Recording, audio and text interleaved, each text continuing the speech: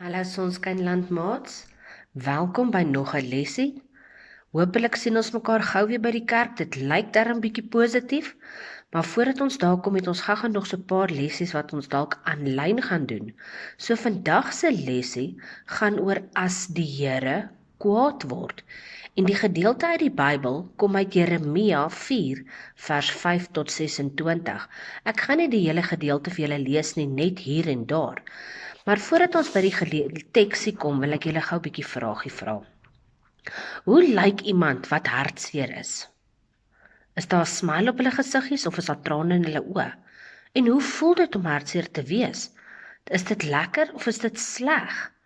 Wat maak 'n mens hartseer? En dan ook, wat maak jou bly? Kan jy aan iemand se gesiggie sien as hulle bly is? Is dit 'n lekker gevoel of is dit 'n aaklige gevoel? En dan hoe lyk iemand wat kwaad is? Ek is seker mense kan dit op hulle gesigte sien, nê? En dink julle dit is lekker om kwaad te wees? Hoe voel dit om kwaad te wees? Wat maak julle kwaad? Dink bietjie oor al die goedjies en dan antwoord julle my. Nou om hartseer, bly of kwaad te wees, noem 'n mens gevoelens. Nou 'n mens se gevoelens is diep in jou hartjie. Dit is hoe jy voel. Sommige gevoelens is lekker en ander is nie lekker nie. Wanneer ons na mense se gesigte kyk, kan ons sien of hulle bly, hartseer, wat ook al is. Nou in die Bybelstukkie van vandag wil ek gou vir julle hier lees wat staan in ons leesboekie. Wie dink julle het ons gevoelens gemaak? Ja, dit was die Here Jesus. Hy het ons gemaak met al ons gevoelens. Dink julle Jesus het ook gevoelens gehad? Dink julle daar is dinge wat die Here hartseer, bly of kwaad gemaak het? Wel, kom ons lees wat sê die stukkie.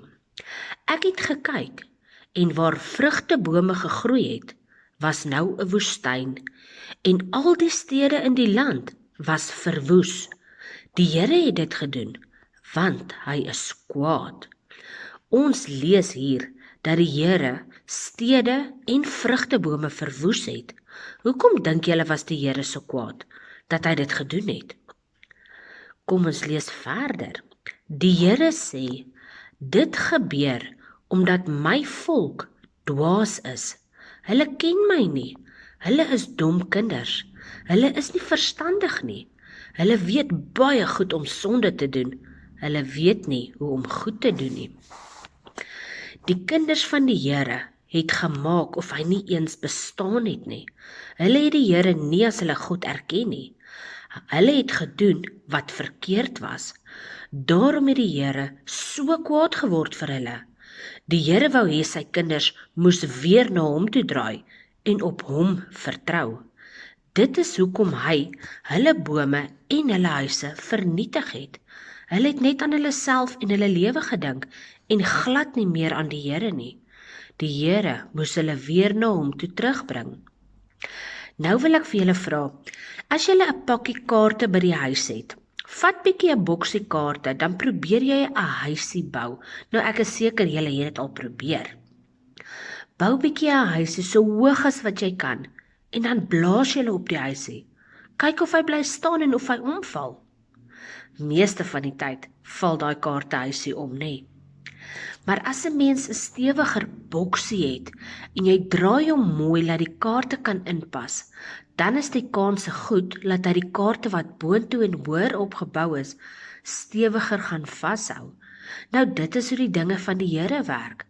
As jy 'n stewige fondasie in God het en as jy in hom glo en hom vertrou en doen wat hy wil hê ons moet doen, dan gaan jou kaartehuisie ook staan.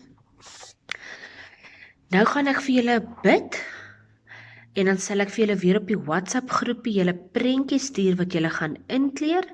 Ek hoop julle geniet die prentjies, maar binnekort kan ons dit by die kerk weer doen en dan kan ons lekker saam lag en gesels. Maak gou julle oogies toe.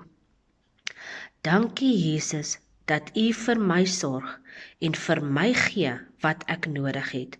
Help my om op U te vertrou en nie op myself nie. Amen.